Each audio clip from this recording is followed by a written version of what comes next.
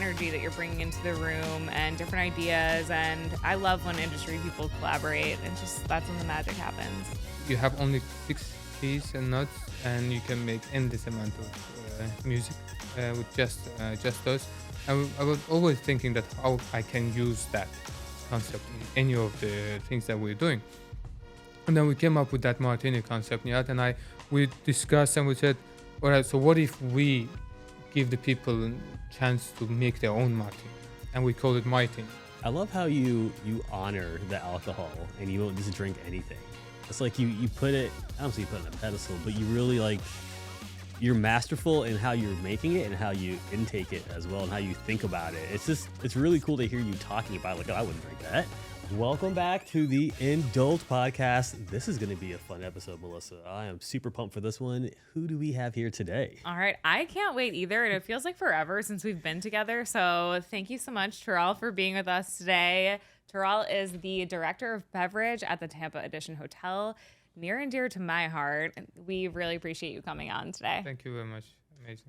Great to be. So how did you get into beverage? Earlier off camera, you mentioned something about nightclubs in Russia, and I'm like, oh my gosh, like tell me more. In China and hotels and all that. So give us your origin story. It's typically something we like to do on every episode is learn more about like the backstory behind our guests to figure out how they got to where they are now.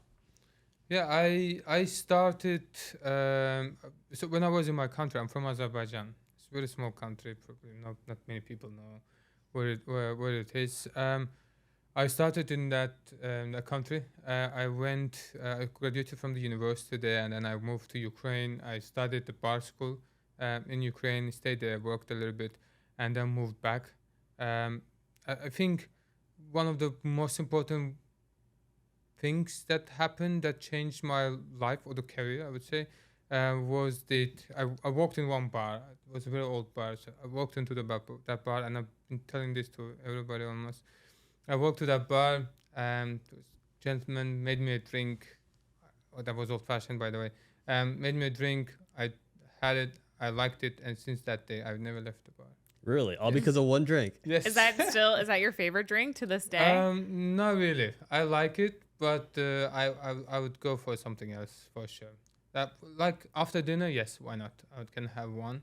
But I have Charlie Chaplin as my favorite drink, and people know about it. Yeah, very complicated. Not complicated, but very difficult to get. No, not really. Actually, it's just 3 ingredients, small, easy to make drinks. You can make it anyway. It's just people don't make it right. So I don't order when I go out. Sometimes if someone would come and offer me Charlie Chaplin, yes, I would definitely go for it. But I don't order usually because people add sugar into it, and I don't like when they, butcher the recipe and stuff. I can totally relate. I love Negronis and also only 3 ingredients, but somehow, some way, some people don't do it right. I'm like, guys, it's 1 to 1 to 1.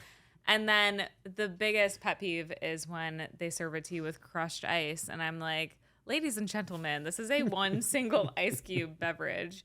It's like those little details that really make it correct. You see, probably the easiest cocktails to make are the ones that don't come usually the same. Mm-hmm. Like Martini, right? It's classic 6-1 Martini, vodka and vermouth or gin and vermouth. You stir it or you throw it, you shake it, whatever you prefer, and you serve it. Right? That's it. Yeah. In the US, I tell to everybody this one. You never get a martini, so you better don't order martini anywhere you go. Maybe in New York, probably you get great martinis there. But dirty martini is not a martini. Vodka shaking up is not a martini. You just basically drinking. By definition, vodka is no flavor, no taste, no aroma. So you're basically shaking something that has no taste, no flavor, and no aroma. I never thought about it like that. Just vodka with ice chips and sloppy olives. Yeah, and putting olive in it, and that's it. Oh, man. Oh, that's sad because I love dirty martinis. Yeah. Have I been doing it wrong this whole time? Just call it something else. You know why you like it. And when we do with the guys at the bar, usually training sometimes, or we talk about cocktails and stuff. And I try to explain them as well that one of the reasons you actually like dirty martini is the salt, not the drink itself. Salt is a flavor enhancer. Sugar, salt. You add salt into anything like Asian cuisine. Every food comes with the 1 kilo of MSG. Yeah, And it sure everybody does. says the food is incredible. That's MSG, right? Yeah. So it's, yes, food is great, but the MSG plays a role. Mm-hmm. So that's kind of the thing. Like olive brine has salt, reduces the alcohol level big time, and then you add salt into it, and salt makes it pop. And Yeah, you drink have that it and you little enjoy it, yeah. umami Yeah. situation. And speaking of martinis, the Edition has a martini cart. Yes. So how are you guys doing it correctly? And I love that idea because it's tableside Yes. and interactive. And tell us about that. We changed the arts club concept a little bit. So arts club was little bit leaning towards a club side, and then we've decided to move more of food and lounge focus for arts club. And then when we're developing the concept, we said, okay, let's go with the martini. Let's go with the martini. Yes, it is an Asian fusion cuisine, but martini would be a really nice addition to it as a martini experience. And we called it a martini. Why? Because so basically, my mother, she's a piano teacher. Right? So I tell this story sometimes. My mother, she's a piano teacher, and she was always telling me that you have only 6 keys and notes, and you can make endless amount of music with just those. And I was always thinking that how I can use that concept in any of the things that we're doing. And then we came up with that martini concept, Nihat and I. We discussed and we said, all right, so what if we give the people a chance to make their own martini? And we call it martini. And even the martini card, you see, I don't know if you've seen it. Yeah, I went to the media event when you guys rolled it out, and I think that Yes. you made me a martini, actually. I hope that was not the dirty martini, was it? No, I forgot what I ordered, but I just remember that you had the people in front of me making their own martini, and I was taking the video for them to post on Instagram. So, but it was like the long pours. Yeah, and that's the troll way of making yeah, martini. And very so pretty. that middle part, if you see, it has a mirror. So when you sit and we bring the martini card in front of you, you basically look at yourself and like you order your martini, and that's why we called it martini. That's cool. Not martini. It's so fun. And you need to follow the steps. So you need to choose the base spirit, vodka or gin. You need to choose the aromatizer, any vermouth. We have sweet, dry, and extra dry, or bianco. And then you need to choose the method of making it, garnish. That's it. That if you put all this together, it's like thousands of variations of martini. And if you order martini and you order martini, it will be completely different. So we were thinking that, okay, that's like when you have that, you come back and try it again and again, and you eventually find your own martini, and then would be able to kind of write it down for you, or you would remember it, and you can have the same martini all the time, and that would be your martini. That's so fun. I love that idea. So that kind of reminds me of something that I did in New York. I forgot the name of the lounge I was at, but I guess it's pretty common to where you can actually have your own bottle of liquor, and you can like buy it. They store it for you whenever you come in. You get your bottle, right? But what you're doing is it's way cooler because like you're creating this whole experience, and it's literally like it's martini, and Yeah. I develop it over multiple visits. And then you guys have it written down, and that's just super cool. I've got to try this. So have you seen anybody make anything really like inspirational when they're making their martini that you're like, oh my gosh, we should try this one day in the Yes, behind the bar? actually, so we have a gentleman, he comes all the time. He ordered gin with the white vermouth, the bianco vermouth, and a little bit lemon, and just add some olive on top of it. So he asked me to throw it. So I like to throw the martini. Most people when they come, they just expected me to throw the martini in their face, and then like when we do it, they like it because it requires some kind of skill first of all, but it's entertaining, and it's good to see something thrown in front of you. It's really nice, and that drink gets aeration. And when there is something interesting happening, like when you throw from one tin to another tin, you actually can get it, the smell part of it, and it gets aeration, it becomes crispier. And that drink I still remember because it was smelling really nice. It was smelling really nice, and he comes it all the time, and he just have it. I like that one. If I would make someone that drink, I would make his drink to someone. to Okay. know. Well, we Yeah. need to name that drink. Maybe we can name it after him. You know. Yeah, you should. That's so fun. It seems like that's worthy, but that's my favorite part about trying new cocktail programs because there are truly endless combinations and it's so interesting seeing mixologists work their magic. They're like mad scientists with liquor, you know. It's an art, right? So it's It an is. art, kind of art, food, drinks. You're basically creating something from the scratch, and you put a name onto it, so it just kind of becomes personal or something. And yeah, the great bars, great people all over the world, in Tampa, in the other cities of the United States. So they come up with really nice drinks, like our team in Punch Room and in every bar that we have at the hotel. They sometimes come up with the cocktails that you say, "Oh my goodness, this is like, you know, like I'm happy that my bar team is much smarter than I am. So they Yeah. make better drinks than I would. So I don't get in front of them, and I let them do whatever they can do better than I do. Oh, you have the best job. You get to surround Yeah. yourself with really drink. talented people and drink with them. Absolutely. So I have a random question. Yeah. So you've been all around the world working Kind of. in bars. Do you think culture plays an impact on the type of drinks people are requesting? Like in America, do you see more of one drink being requested than, over in Russia or China where you were? Requesting, you mean the consumer part? or Consumer the part. ge- Yeah. Let me step a little bit. So creating a drink, yes, the culture is the biggest kind of factor behind the drink.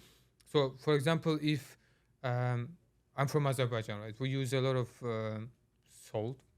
We use a lot of spices and stuff. So if I would build something, I'd build with the spices. Mm-hmm. So if you're in, like, whenever I was visiting in different country, or I work in a different country. Like I worked in Dubai. In Dubai, you arrive, you need to try spices. There's a spice market. You go there, like it hits you from like miles away, the smell and the aromas. So you build everything based on that. You go to China, you build based on what's available in there. But from consumer side, ordering, I wouldn't say so, but the taste profile would affect, yes, definitely. Because some cultures, they like sweet. Mm-hmm. Some cultures, they don't like sweet at all. Some like salt again, but only the flavor profile, not the style of the drink. Yeah. Only the flavor profile. For example, in China, there is no ice water in China. Like I don't drink cold water. I drink only room temperature water all the time. So in China, you go to restaurant or bar, they'll bring you hot water. They'll pour you or room temperature or hot water. So you'll always drink room temperature or hot water. It's supposed to be better for you, right? Digest it quicker. Yeah. And one of the reasons, that it's not a fact, but I like the idea that I think it's kind of useful to think this way, because like in Europe, you know that before they were thinking that why people in Europe were drinking too much. The reason was water was not safe, so people were drinking beer or whiskey or beer, let's say. But in China, it didn't happen because people were drinking tea.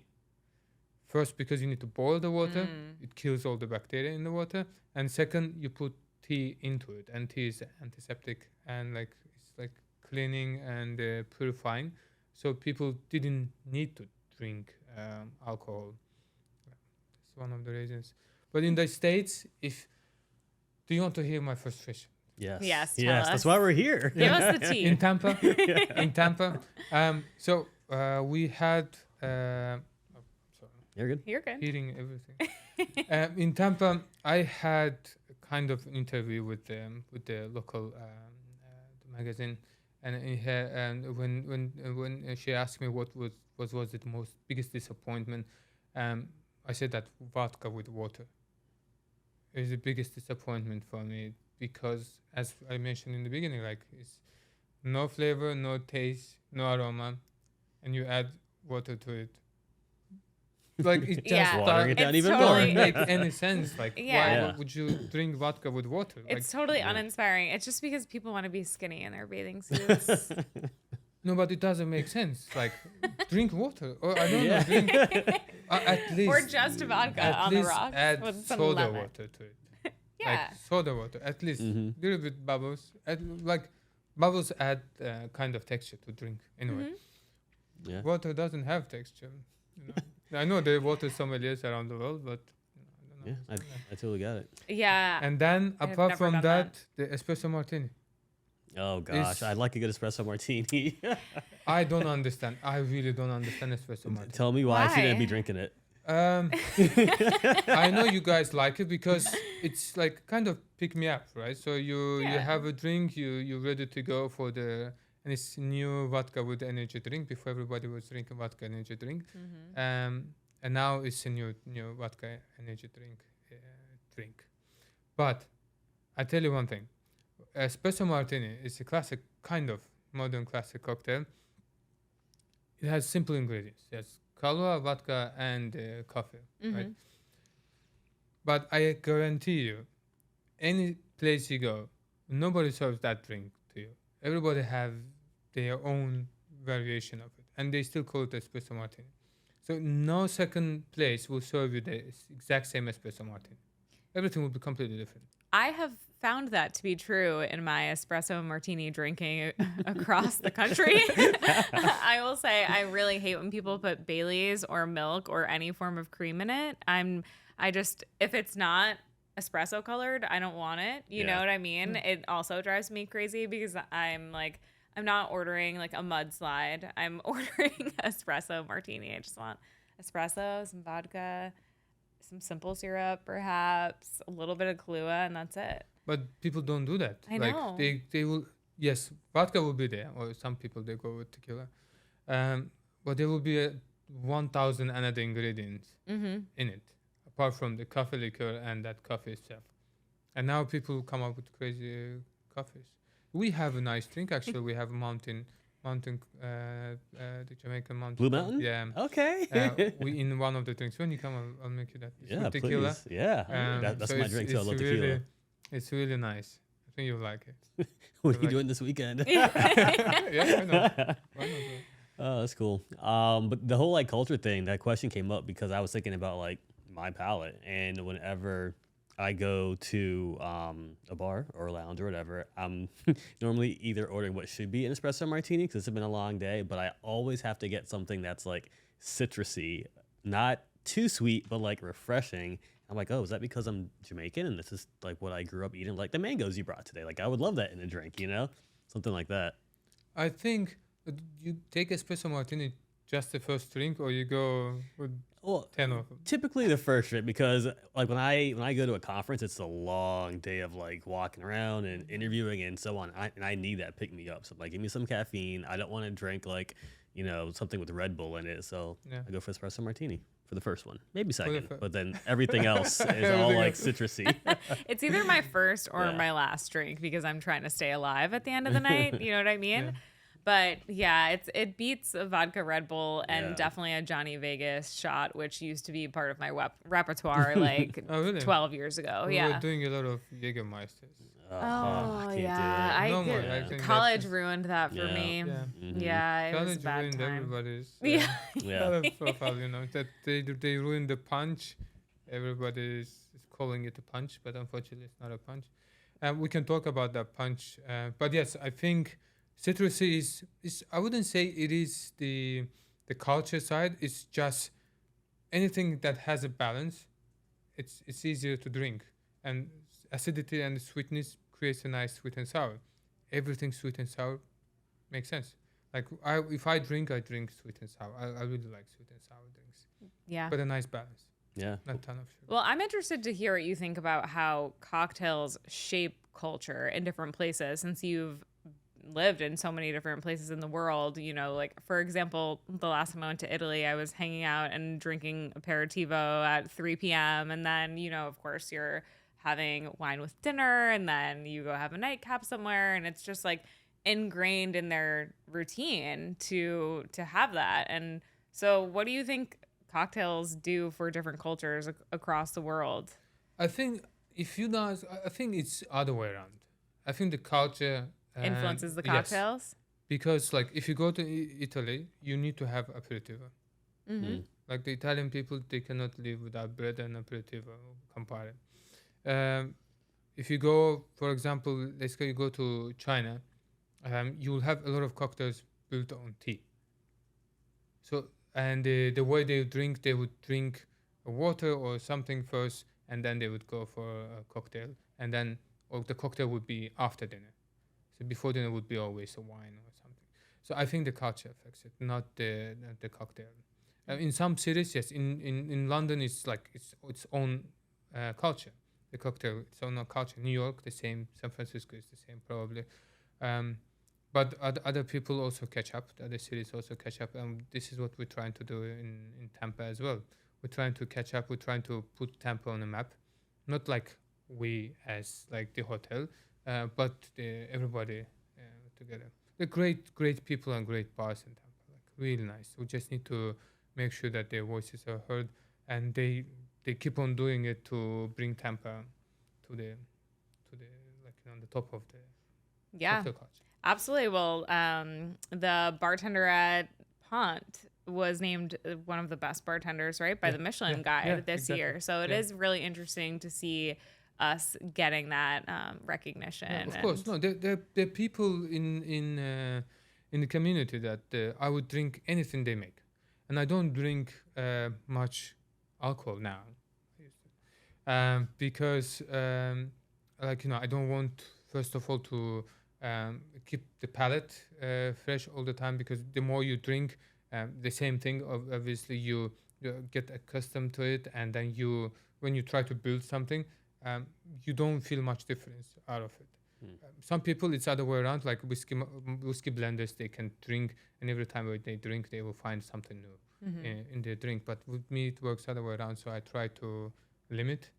But yeah, like if for example the guys from Punch Room or from the hotel, they'd come and they'd say, okay, we made something, try it. I'll definitely try it. There are other people as well. There's like I don't want to be this promotional part, but there's promote away. Christian. Give love to where you want to give it. There's a gentleman called Christian. I really I admire this guy.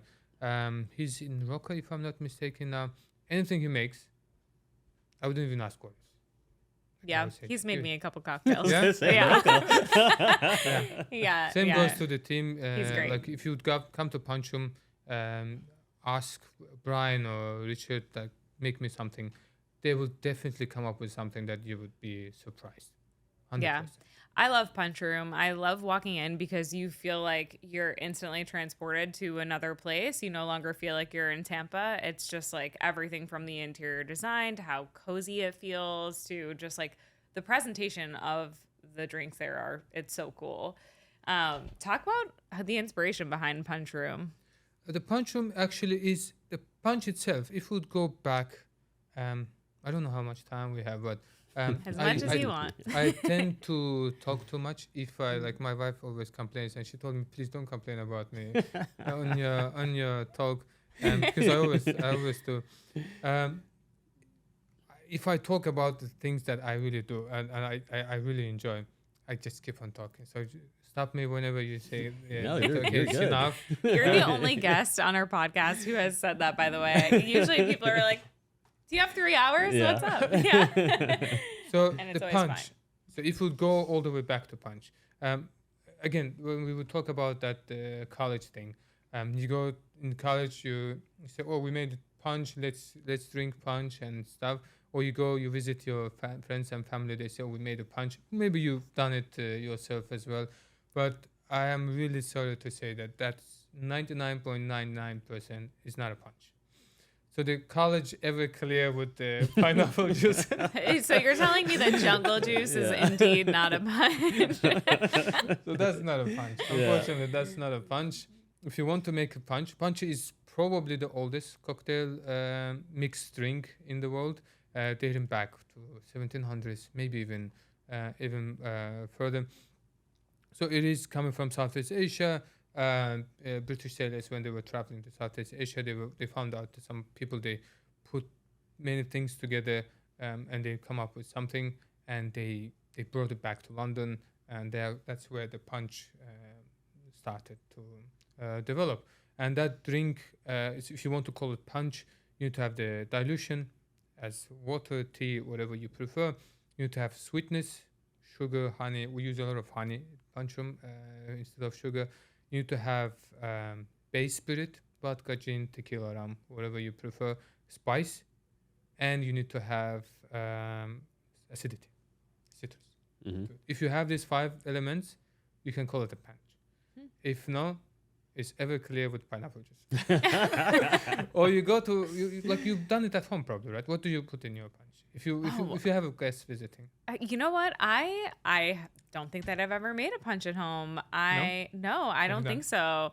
I mean, I love to make a good cocktail for people, or like even like a tea infused type drink. Definitely done that. Around the holidays, we make a lot of cocktails. But no, I don't think punch. No. But if you do, remember this. And these are not the ingredients. These are just elements. So one ingredient can represent 3 elements sometime. For example, pineapple juice, if it's acidic enough, it can be dilution and acidity at the same time. Or you put anything else, it can be 3 elements in one ingredient. But you need to have those elements. Because most probably the origin of the name means 5 in Hindu. The Sanskrit word for 5 means panch. So that's cool. That's most probably the origin of the name. Okay, I have made mulled wine and I have made sangria, which is obviously not a punch, but I think that's as close as I've gotten. Yes, it is. It is close. Sangria actually very close to punch. I don't want to say that sangria is originating from punch, but it's somehow easier way of drinking it. And the punch, all the mixed drinks, it was necessary. And the reason was, now again, I'll go all the way back, the distillation. The base spirit or the wine or everything was very rough to drink. And that's what, because of the distillation. And distillation requires a machine, like the apparatus. And before distillation, simple process, everything has three forms, gas, liquid, and the solid. So you boil something, it turns into gas, and you can separate it when it's as a gas, and you choose whatever you want to, and the rest you can discard. So that's the kind of an idea behind distillation, because everything has a boiling point. So before, the machinery was not as sophisticated as now. So the alcohol was very harsh. It was very difficult to drink it. Like moonshine, like crazy, like somebody. Yeah. I grew up in upstate New York, so apple pie moonshine was a thing. Apple pie moonshine. Like, why would you do that? Like, I didn't do it. I saw it floating around in the world. Distillation part of it. So they were distilling from whatever they have in hand. And distillation, there was no machine that would separate that, because when you have a distillation, you don't only get the ethanol, you get at least like dozens of different elements. Like you get butanol, acetone, butanol to methanol, ethanol, like all these things come out. So you need to separate and keep only ethanol. Ethanol is like alcohol is ethanol. Yeah. So that's the only thing that human body liver can break down. But before, like, when people they come and they say, "Oh, listen, take this. My grandfather distilled it at home. I would never drink that." So that was the necessity why the mixed drinks come out. Because alcohol was very harsh, you had to add something to it to make it more drinkable. Maybe like toast is coming from there. They were putting toast into wine to make it to get all the harsh elements or ingredients from the wine, and like adding water to wine in grease. What else? The sangria, same probably. The wine was not that high quality. They were adding all the fruits to make it easier to drink. Yeah, limoncello. And drink more of it, probably. Exactly. Yeah, they want to make it more palatable to enjoy. Yeah. So that's also probably the reason for the punch. It was made first with arak. It's Batavia arak. It's Indonesian, Southeast Asian spirit made of sugar cane, a different kind of sometimes rice as well. So they were adding fruits and juices to it to make it more palatable. That's probably the reason. I love how you honor the alcohol and you won't just drink anything. It's like you put it, I don't say you put it on a pedestal, but you really like, you're masterful in how you're making it and how you intake it as well and how you think about it. It's really cool to hear you talking about it, like, oh, I wouldn't drink that. You know, it's neat. It's really neat. I think maybe I've tried too much. That was the reason. I've been to many countries and I've worked in many countries as well. I have most probably tried anything you can name.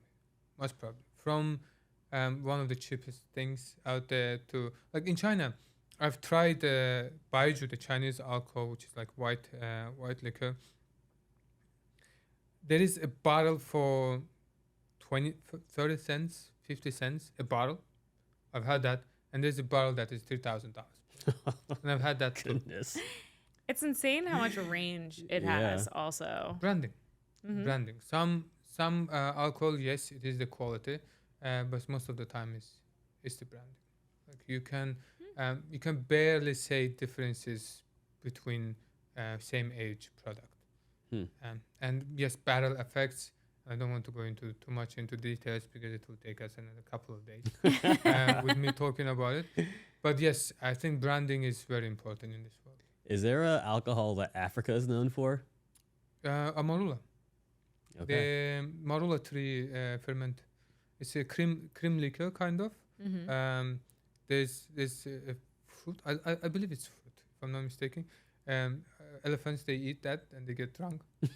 Really? You seen that video? Drunk elephants running around? Okay. Drunk elephants. I haven't seen We're gonna have to look that up after this. My wife and I, we've seen a monkey with the bottle of Jack Daniels in Thailand, and the That's Coca-Cola. funny. That's the most important part.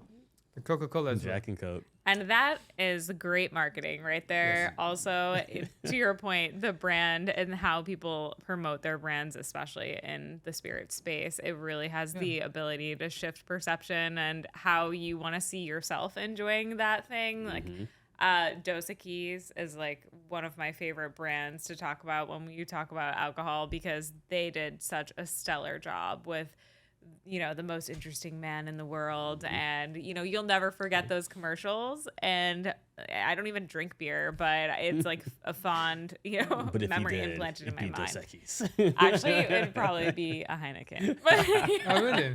yeah. I like beer. I my go-to would be beer for sure. If we go out, I just always have a pint of nice IPA. And IPA, I like IPA because like most people would say that they love IPA, but it's addiction. It's not a love, and that's probably what happened to Italy as well. The bitter flavor profile is addictive. The more you want drink, the more you want it. So you'll see IPA crazy people that like I need more bitter and bitter and bitter all the time. Like the IPA that I drink, you try to give it to anybody who likes beer, they will say I cannot drink this one. Oh, you must be in Because of heaven in Tampa, because there are a lot of Yeah, of course. breweries Yeah, here of that course. make great IPAs. Magnanimous, they make beautiful Yeah. hazy IPA. It's really nice. I haven't visited the brewery yet. I will definitely do. But incredible. Like it's fruity. It's really nice. So are you saying that I like Palomas because it's slightly bitter? Am I addicted? Not really. Maybe. It is slightly bitter, but that is more refreshing side. Yeah. That's not a bitter side. If you like espresso martini, yes. Okay. I don't like them that much. coffee is addictive, right? So Yeah. it's acidity and the bitter flavor profile of the coffee as well. And yes, the caffeine is kind of. Do you guys ever do like cocktail making classes? Because I've always wanted to come up with like my own cocktails. Like when I have guests at the house, like they know they're gonna get this specific branded cocktail. Oh, You really? can make a Marlentini. What Yeah, cocktail? Marlentini. Marlentini. A What is it? Marlentini. That has a good ring to it. I like that. What is it? I don't know Can what's you in share? it. I don't know. No, No, you want to I want to create. learn how to make Yeah. one. Yeah. Marlentini. You like Yeah. martinis or espresso martini style? Something? I would want to make something more tropical, something more like energetic, bright. Like my favorite color is orange, right? Because it's a high energy, exciting color. So I'd want to have. That's your favorite color. Yes. Yes, it is. It's everywhere. It's, all it's around everywhere. Us in It's this room. like everywhere. We can do that. Why not? Yeah, that Why would not? be Yeah, fun. we can come over. We can. We worked with one gentleman in our hotel. He visited every week, and we were trying 1 week vodka, 1 week gin, 1 week whiskey, and we tried to find out his perfect drink. Yeah, And we found his drink, and we put it in the menu. That's awesome. that could be a cool story. Maybe we can make Yeah. your martini and put it in a martini cup. Yeah, I would love that. Maybe that would be your drink, the That'd be a lot martini. of fun. Yeah. That's good. Pick me up. Mhm. In back in I don't know, it's like 1950s or something in New York. Everybody's break was martini. Oh They were- yes, I also especially think in Wall Street, Yeah. yeah. they go for a quick martini and Mhm. go back Sex to in work. the Back to City made the Cosmo. Yes, a they thing as made well. yes. I Yes. think one of the biggest sales of that orange liquor is coming from Sex and the City's Cosmopolitan. I believe it. Place, Carrie yeah. Bradshaw Yeah. did the Lord's work with that. She Yeah. really did. You see how it affects the film industry, how it affects the culture itself, or the movement, or the people's flavor profile. What else is there? I would say that Martin Bond made the martini famous, especially shaking. And so if you want to understand, so there are 3 ways of making martini, right? So when you come, I'll go through Yeah. with you about that. So the oldest way is the thrown way of making martini. So you basically throw from one tin to another tin, and on the way it gets aeration and it becomes crisp. And then the classic way of making martini, you stir it, and when you stir it, you give the most dilution. Why? Because the longer it takes for ice to cool down the drink, the more it will dilute. The more it will dilute, the more water it will incorporate into drink. The more, I don't want to make it complicated, but yes, the more water, less alcohol, easier to drink. And then the shaking, and shaking became after Jan Fleming published Casino Royale, and the James Bond walked in and asked for shaken, not stirred. I am not big fan of shaken martinis, to be honest, because martini is alcohol with alcohol. Anything is alcohol with alcohol. Same with the Negroni. Alcohol with alcohol with alcohol. Right? So you don't need to do anything to it. You can throw it. Yes, just it makes it entertaining and nice and easy. But when you shake it, you cool it down faster. Yes, you get the coldest martini and you get the most alcohol by volume because it's the coldest. But the ice breaks, you get ice chips. Not many people, they double strain it. And it's like, you don't kind of marry them, you smash them, the alcohol and alcohol to each other.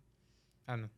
Yeah, it's fascinating that I think one of my favorite parts about going to a cocktail bar is just like the element of surprise, like you don't ever really know how they're going to prepare the cocktail, even if you're reading the ingredients on a menu, and being able to watch a bartender put it together is so fun. Like I used to live right down the street from Attaboy in New York City, and I would go in, not often because there was always a line around the corner, but when I did go, they have no menu. You sit down, it's a speakeasy, it's super dark in there, and their bar maybe has 8 seats, and then they have maybe like 4 or 5 tables. So it's a small spot. And you sit down and the waiter comes and he asks, "What do you like? What spirits are your favorite? What flavor profiles do you want? Do you want something sweet? Do you want something acidic?" Et cetera, et cetera. And I still remember like one of my favorite drinks that I got there, which was kind of like a gin fizz, but it was something with like Lillet, egg white, gin, and some other things. And it tasted almost like lilac. Like it was just so delicious, but you just don't know what you're getting. And then this thing lands in front of you and you're like, oh my God, it's like protruding out of the glass and this ice cube is beautiful, and like you admire the glassware, and it's just like when you have a cocktail, you can have an equally as immersive experience as if you're at a restaurant ordering a dish, and that's my favorite part about it. It's so experiential. No, it is. That way of making cocktails is interesting. I'm not a big fan of it, to be honest, because it's hit or miss. Yeah, there's a huge margin for error, Yes, it right? is. And not many people, they want to you go there for experience. So you arrive, you say, okay, let me try something new. Let me go through and like you explain, and the flavor profile again is different. Like the sweetness, my sweetness level is different than your sweetness level, and not many people can match it. If I say I like it sweet, maybe they'll put half a bottle of sugar syrup in there to make it really sweet, and I just like it a little sweet. So it's a little bit difficult. Yeah. It's hard to make. So I have to ask, what's in these bottles here? You guys are making me thirsty. Yeah, what did you deliver? So we have a new menu in Punchroom. Is this it? Yes, this is the one. We've been working on it for a long time, actually. Nihat and I, we were talking about what can we do for the Punchroom. The first Punchroom menu was about the Caribbean, and it was heavy on rums and the Mexican spirits.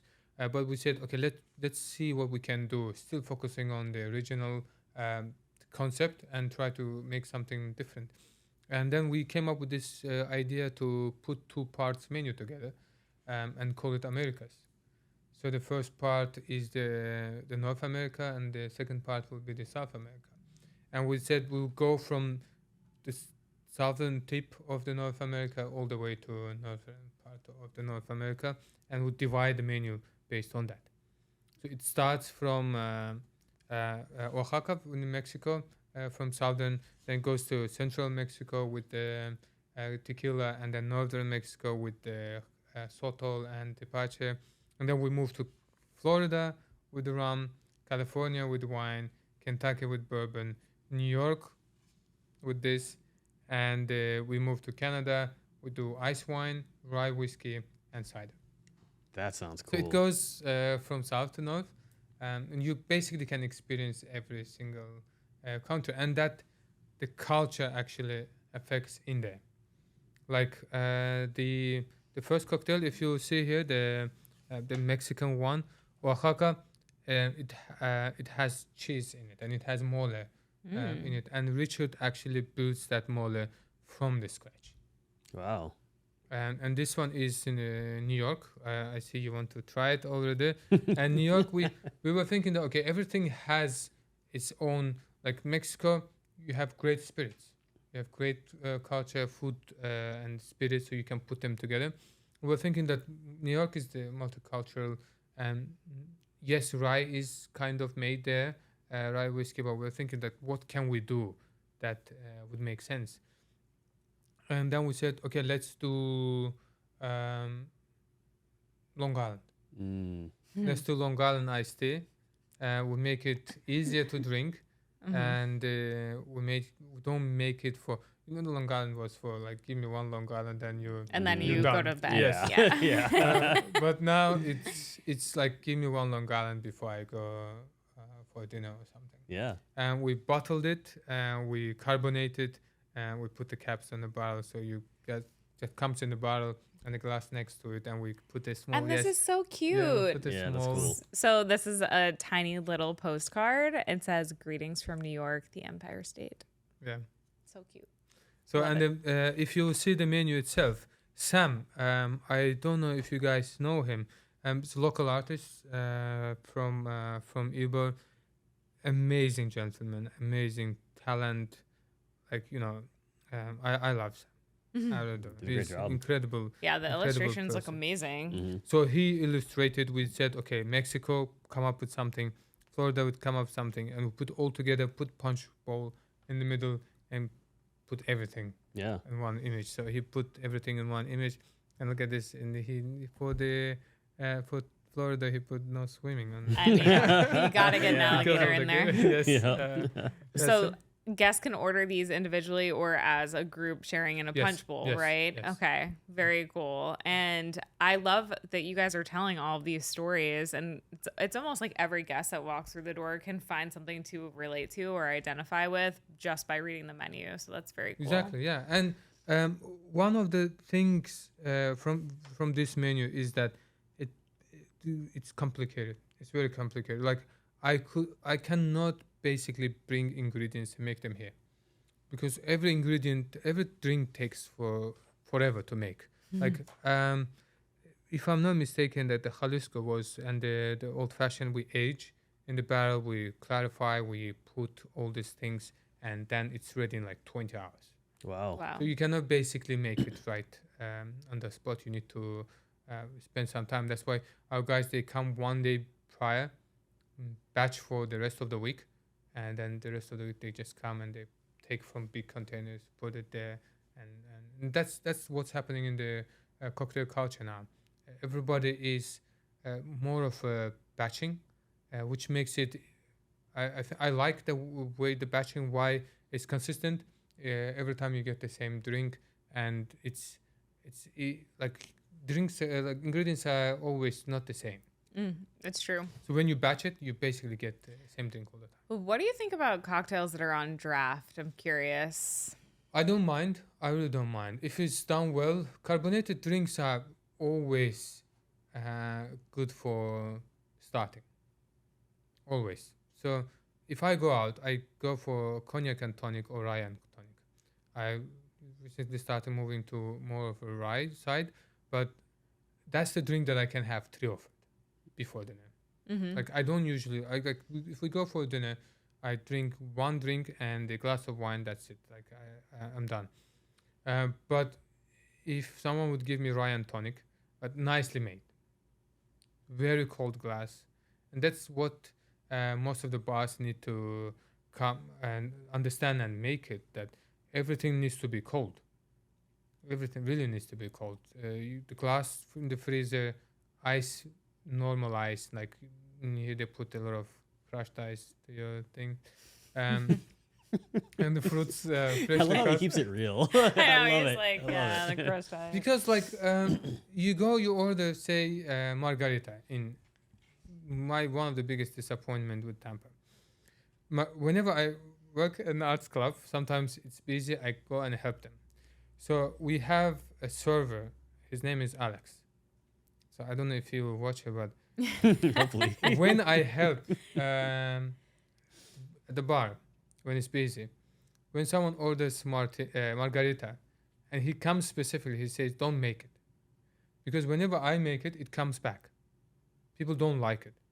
Why? Because I make a classic margarita. It's just tequila, Cointreau, lime. That's it.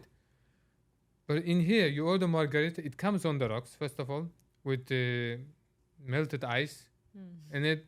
And it comes with sugar and agave syrup. There's no Cointreau in it. So whenever I make, he comes, American margarita. I say, no, I made it. Okay, change it. So he knows that people will not like it. Like people who drink margarita, I say they don't drink the classic margarita. They just drink a variation of margarita that I would not call margarita at all. I am disappointed when I get a sugary, sweet margarita. They put sugar in it. There's like, I don't mind. Like it's a cocktail, right? It's your cocktail, and this is what we need to understand. Like I'm not criticizing. I'm just trying to make sure that classic recipes are classic recipes. Like, so you can come up with a margarita. You just call it my margarita. I don't know, marga something. But just don't call it margarita and give something else. If you don't make a margarita. Yeah, there has to be some. Well, it's interesting, right? Because it happens in the food space too, right? Everybody kind of recreates and reinvents their own version of recipes, and then they put it on a menu, and that's how they put their unique spin on it, right? But this is flip-flopped, right? Because you're a consumer or a guest, and you're asking for something specific that to your taste, but you're asking for a classic thing, you know? Yeah, of course. Like, you order, say, avocado toast, and now there's everything about avocado in there. Just put like maybe avocado, just bring the next to toast and like make it like this and take it out. I think it'd be hilarious if you like recorded some like video series saying like, this is not this, like this is a margarita, this is not a margarita, this is an espresso martini, that is not an espresso martini, This versus that. this versus that. That We would have, be awesome. I'll tell you a small secret. We have, so every day, we actually we have a bartender, Ivanka, and she was telling me last time that I would watch you talking on YouTube all the time about all those things because we have our scams list. So every time I come up with something like crazy like that, I just call it a scam, and so they add it into that list. Yeah. So Nice. for example, if vodka company comes up and says we have the best tasting or best flavor of vodka, Mm-hmm. Scam. you go to TTB, find the description of vodka, and it will say no flavor, no taste, no aroma. Like you cannot basically advertise, or like for example, if you don't make vodka from agricultural product, you cannot call it vodka. You can call it a vodka, but you need to put the base ingredient next to it. For example, if you make vodka out of grapes, and you'll call it grape vodka. You cannot just call it vodka, because it's not made of agricultural product. And the distillation needs to be like all the way up to final point so that you can call it a neutral spirit. That makes sense. So we have a good scam list. I can share with you. You should make a YouTube series around your scam list. Probably, yeah. I think it would go viral. It would go viral. You should. But you guys need to try classic margarita. I don't know if you go out, you'll need to see margarita always up. Margarita is a family of Daisy. Mm-hmm. Daisy is a sour family. You probably like the sour family cocktails. Margarita is basically Spanish for Daisy. Daisy is one of the oldest cocktail families, and it has just 3 ingredients, nothing else. I just got back from Mexico, so I hope that I had real margaritas. I don't think so. Oh, no. I don't think so. You were They saw me scammed. coming Yeah, and you they were were like, scammed. we're adding sugar in that. Add sugar. If you've seen it, how they make it, maybe yes. Yeah. Most probably that espresso martini is also in that list. Probably. Not because it's not a good drink. It's because it's not a classic espresso martini. Never. So you go to any bar, like you can even our bar. Like I admit that we do the same thing. Like people come, they say, I want an espresso martini, vodka or tequila, and we'll make our way of making espresso martini. And you go to other bar, you ask espresso martini with vodka, or it will be completely different. I would love to go to your bar one day, just sit down. It might be multiple days or evenings, and just drink the classics to set my baseline, so I know this is the classic and this is someone's version of the classic. Yeah, that would be nice. I think That'd be can fun. start from martini. Yeah. Yeah. You better Uber. Yeah. Right. You know? So do you ever have guests come in and they want to go through like every single region of your menu? Because as you were talking about it, as I'm looking at the beautiful pictures or drawings in it, the art, I'm like, I want to experience that region. I want to experience this region. Like I want to try something from every single region on every single page. It's from New York, right? Yeah. The bridge. We have, but not all. And I hope they will not do all. Not all at once. Because we have. There's a lot. Yeah. We have a lot of cocktails. Not like a lot, 12 to 15 cocktails. But yes, some people they come and they say, okay, we'll go through Mexico, and then we'll go through US, we'll go through Canada, or I'll try one Mexico, one US, one Canada. Yeah, they do that. They do that. Yeah. If I would come to taste the Punch Room's menu, I would definitely go through the regions. So I would go to Mexico. I would try all 3 cocktails. It's not many actually, right? So if you divide into regions, it's not that many. So 3 cocktails, 1 non-alcoholic, and then US has 4 and 1 non-alcoholic, and same with Canada. Do you have a favorite region on the menu? I like New York. That's my favorite drink.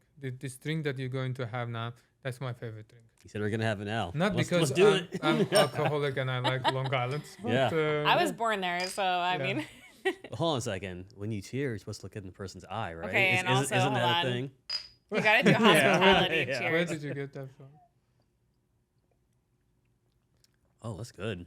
That is Fresh? tasty. That's Okay. really good. I need a. So this has Bacardi, Bombay Dry, Grey Goose, Milagro Silver. Okay, you were not kidding. This is Long Island. Yeah, it is a Long Island. Pierre Ferrand Dry Carousel, Lemon, and Cola Essence. Yes. So we I don't definitely put get that. Coca-Cola. We buy a cola, Cinnamon or some essence, sort of- and then we make kind of our own cola. And Brian made this one, if I'm not mistaken. And he made basically Coca-Cola syrup, and then we tried it. tried it many times. Was kind of my idea. One of the only things that I actually had say in this menu, because I prefer them to do it. As I said, they are smarter than I am, and they know much better than I do. So I told them I want New York, Long Island.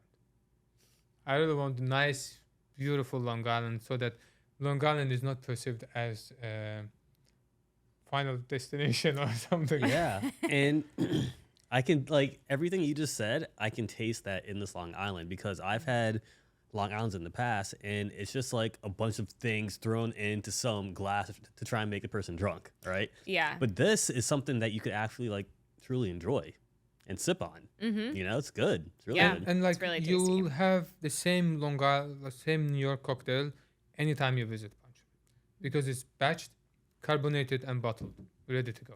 I love that it's carbonated, because even in a traditional Long Island, if they top it with soda water, you don't get the carbonation because know why? it's so boozy. Because 95% of the glass is alcohol. Yeah, it's so And they just boozy. like little bit of Coca-Cola on Yeah. top of it, and that's it. Just like a touch. Yeah, and that's the thing. Like whenever people at the bar, they don't use the measurement, that's when the problems start. That's really Yeah. when the problems start. We don't like that. We don't like that. No, we We don't. really don't No. like that. We like measurements. Well, and aside from being really inventive and creative at Punch Room and across all the concepts at Edition, you guys also have bartenders that are guests from other concepts come in, which I think that's been so cool to see you guys collaborate with people from out of town. How did that start? So basically, the idea, and when I was having kind of interview with the Tampa edition first, in 22 or 21 with Jeremy. I still remember how we had the. We were just talking about it last week with Jeremy. So he put kind of a goal and said we want Punch Room to be the best hotel bar in North America, and that's why I came here for. And to make that, so you need to do activations, events, all this. Not only the great drinks, the great bars all over the place, but you need to be seen, visible, and bring industry people, help the community, and all the everything together. And so we said that okay, let's start from pop-ups. Would bring all the best bars from around the world or from the United States to Tampa, so that the industry people, they can come and see them. So this one would also give them kind of a feeling like they also included. Yeah. And it's not like Tampa, most of the bars were like dive bars, right? So now we have great bars and great bartenders and great people, but most dive bars, so to elevate that, you need to have passionate people, and the people need to get more involved, and be part of the community. And that was one of the reasons. So we brought the bars to Tampa. We did one kind of free class with that bar for everybody who wants to join. So they were coming, they were asking questions, how you guys made, like employees only, right? So we invited the employees only guys, and we put them together with the industry people and said, just ask any question you want. How you made it to 50 best bars, how you're still operating, I think 11 years or something, the employees only, maybe a little more. So how you come up with the concept, how you make the bars, how you make the cocktails. So they ask questions, the bar, they reply to those questions. And we also brought the Paradiso, the best, at that time, the best bar in the world, the number one in the world. We brought them to Tampa. It was unheard of, right? So to have the best bar in the world to be in Tampa as an activation. Yeah, it's incredible. So, and again, we trying to lead, but we cannot be the only one. So that's why we invite everybody to come to share their feedback and give us like their feedback or recommendation, what we can improve, how we can improve. And like we cannot just lift ourselves. We can, if a lot of bars will be with us, it will be easier to lift the city than one bar is trying to say, oh, this is ours, this is ours, this is ours. So that's the key focus. And activations, events, going out, being seen is one of the most important parts. So Yeah. we did the BCB. We're going in June again. We did the Tales of the Cocktails. We did the Punch Room Pop-Up, Tales of the Cocktail, BCB Punch Room Pop-Up, and this year we're doing the same. All these articles in Forbes and other magazines as well. So yeah, we're trying. It's been impressive and refreshing to see that. It's seriously, I attended the employees only pop-up that you guys had, and just like it's different energy that you're bringing into the room and different ideas. And I love when industry people collaborate, and just that's when the magic happens. Of course, yeah, of course. We just need to be together. Yeah. We need to be together, kind of community, right? Yeah. Community. Yeah. So there's a question that we ask every guest that comes on the show, the podcast, and I think for you it'll be a little bit different because you're not a chef. So if you could only mix one more drink ever again, what would it be? Charlie Chaplin. Okay. Okay, so that's a perfect bookend. Yeah. Charlie Perfect Chaplin. bookend. Okay. Yeah, Charlie Chaplin is my favorite drink. I love Charlie Chaplin. I have Charlie Chaplin once in a year, maybe a little more frequent than that. But last one I had probably like a couple months ago, more than 3 months ago. I don't drink it a lot, just because I love it so much that I don't want to drink it so much.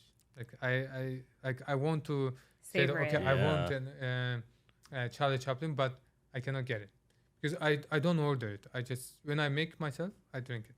Okay. All right. If I go outside, I don't order. What would your drink be?